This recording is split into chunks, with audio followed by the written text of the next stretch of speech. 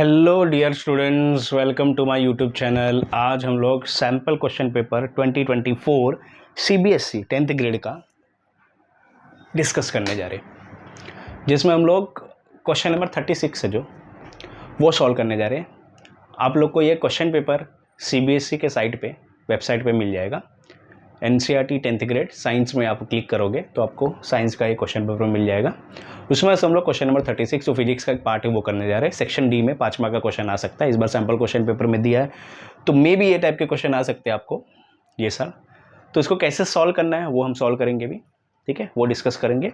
जैसे कि आप देख सकते हो बोर्ड पे मैंने बनाया एक सर्किट डायग्राम। ये सर्किट डायग्राम में आपको दिख रहा है कि 1 2 3 और 4 रजिस्टर कनेक्ट है, जिसमें ये और ये दोनों और ये तीनों सीरीज में कनेक्ट है। ये दोनों जो रजिस्टर है ये पैरेलल में कनेक्ट है। अच्छा, रजिस्टर का सिंबल बोलोगे सर आपने ऐसा ऐसा ऐसा ऐसा ऐसा नहीं बनाया है, ऐसा बॉक्स जैसा बनाया है। अच्छा, कभी कभी बॉक्स जैसा भी दे देता है, ठीक है, ऐसा नहीं हर बार ऐसा जिगजैग वाला नहीं देगा, कभी कभी बॉक्स वाला भी दे देता है, ठीक है। मेंशन उन लोग ने किया हुआ है ओम करके, मतलब वो रजिस्टर ही है, ठीक है। तो ऐसा क्वेश्चन आपको दे देगा। सीरीज दोनों और ये सीरीज तीनों सीरीज में, बट ये दोनों पैरेलल में। और हमें फाइंड क्या करना है, नीचे लिखा हुआ है पोटेंशियल डिफरेंस फाइंड करना है भाई R2 में। उसके बाद फाइंड करना है value of resistance R2 and उसके बाद हमको फाइंड करना है वैल्यू ऑफ रेजिस्टेंस R1। कैसे फाइंड करें? सर ये तो बहुत डिफिकल्ट हो गया भाई। बोर्ड में ऐसे क्वेश्चन आएंगे, कुछ डिफिकल्ट नहीं है, बहुत मस्त है, एकदम मस्के की तरह सॉल्व हो जाएगा। चलो सॉल्व करें क्या, पहले थोड़ा सा डिस्कस कर देते हैं, थोड़ा सा मैं आपको बता देता हूँ, थोड़ा ओवरव्यू, बहुत ईजी हो जाएगा, सिंपल हो जाएगा आपके लिए। देखो पहले ये दोनों सॉल्व कर लेते पैरेलल वाला, क्योंकि मुझे सबसे पहले पूछा है वोल्टेज कितना होगा ना R2 के अक्रॉस, वही पूछा है ना। अच्छा, जो 4 ओम के अक्रॉस वोल्टेज होगा वही R2 के अक्रॉस भी वोल्टेज होगा, यस और नो, हाँ या ना? हाँ, क्यों? अभी थोड़ी देर पहले आपको पढ़ाया था, मेरे लास्ट वीडियो में देख लेना, पैरेलल कॉम्बिनेशन में वोल्टेज सेम होता है, क्योंकि ये वाला 4 ओम का रेजिस्टेंस R2 जो है, देखो दोनों एक कॉमन पॉइंट के बीच में कनेक्ट है। दिख रहा है क्या कॉमन पॉइंट? ये यहाँ पे देखो, ये कॉमन पॉइंट है। जब कॉमन पॉइंट शेयर करते हैं रजिस्टर तो उनके वोल्टेज सेम होते हैं। मतलब जो इसके क्रॉस वोल्टेज होगा, जैसे 4 मल्टीप्लाई बाय 5 1.5 कितना आ जाएगा, 6 वोल्ट। तो इसके अक्रॉस भी 6 वोल्ट। सर कैसे? चलो सॉल्व करते।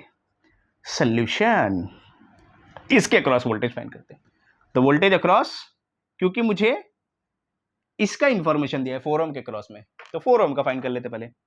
वोल्टेज अक्रॉस 4 ओम रजिस्टर, ठीक है। क्या हो जाएगा, मान लेते हैं इसके क्रॉस में वोल्टेज है V2, क्योंकि R2 है तो V2 ले लेते, तो V2 equal to I R2। और इसके अक्रॉस में करंट मुझे पता है कितना जा रहा है, ठीक है, 1.5 जा रहा है। तो I2 इसको भी ले लो, या I1 ले लेते इसके अक्रॉस में, छी गंदा हो गया, I1 ले लेते।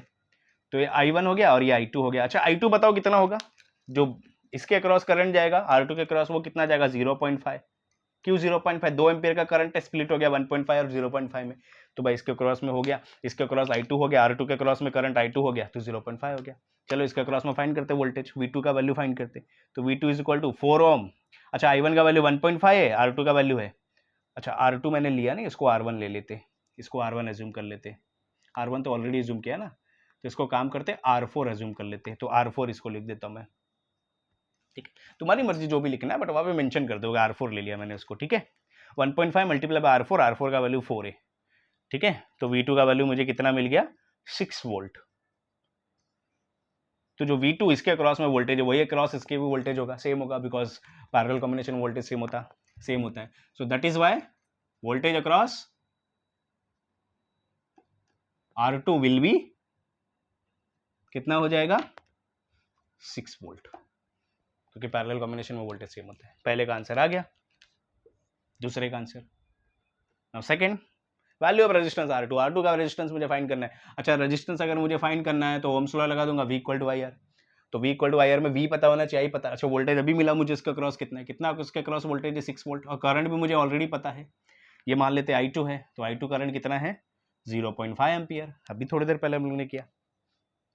तो V इक्वल टू IR, ये V2 है, इसके क्रॉस वोल्टेज V2 है, ये I2 ले लिया था, ये R2 हो गया, ठीक है। V2 का वैल्यू फाइंड किया था हम लोग ने, 6 वोल्ट आया था, I2 का वैल्यू 0.5 आया तो R2 का वैल्यू मिल जाएगा 0.5 1.2 होता है और 1/2 होता है, 2 उधर जाके मल्टीप्लाई हो गया तो R2 का वैल्यू मुझे 12 ओम मिलेगा। दिस इज 12 ओम। ठीक है, ये भी आ गया मेरा आंसर, समझा। अब मुझे थर्ड फाइंड करना है। थर्ड देखो, ये किसका वैल्यू पूछा है मुझे, R1 का वैल्यू, ये R1। अच्छा, R1 के क्रॉस में करंट कितना वो मुझे पता है 2 एम्पियर है, ठीक है, और उसके क्रॉस वोल्टेज कितना दैट आई डोंट नो। अच्छा, इसके क्रॉस वोल्टेज क्या होगा, IR, I multiply by R 4 volt. इसके क्रॉस वोल्टेज कितना था 6 वोल्ट, 4 + 10, 4 + 6 10 हो गया, और टोटल वोल्टेज कितना है 12, तो 10 यहाँ चला गया तो बचा कितना 2 वोल्ट, तो इसके क्रॉस 2 वोल्ट आ गया। ठीक है, तो अगर मुझे R1 का वैल्यू चाहिए तो मुझे वोल्टेज पता होना चाहिए, अभी मैंने निकाला वोल्टेज 2 वोल्ट है उसके क्रॉस में। ठीक है, V1 ले लो इसको, ठीक है, इसको V1 ले लेते हैं इसके क्रॉस में वोल्टेज, और करंट मुझे पता है उसके क्रॉस में कितना है 2 एम्पियर का, तो V1 = IR1। ठीक है, मुझे मिल जाएगा, तो V1 का वैल्यू मुझे मिल जाएगा, I का वैल्यू कितना है 2 एम्पियर, और उसका रजिस्टर नहीं, वोल्टेज मुझे पता है ना, वोल्टेज है 2 वोल्ट, करंट है 2 एम्पियर, तो R1 मिल जाएगा, तो R1 का वैल्यू मुझे मिल जाएगा 1 ओम, 2 / 2 1 ओम, इसका वैल्यू आ गया 1 ओम। सिंपल। ठीक है, कुछ ऐसे सॉल्व करना था इसको, समझ में आ गया सबको। चलो नेक्स्ट क्वेश्चन में लिखने जा रहा हूँ, वीडियो को पॉज कर देता हूँ मैं, तब तक आप लोग इसको पॉज करके आप तब तक इसका सोल्यूशन भी लिख सकते हो, तब तक मैं दूसरा क्वेश्चन लिखता हूँ।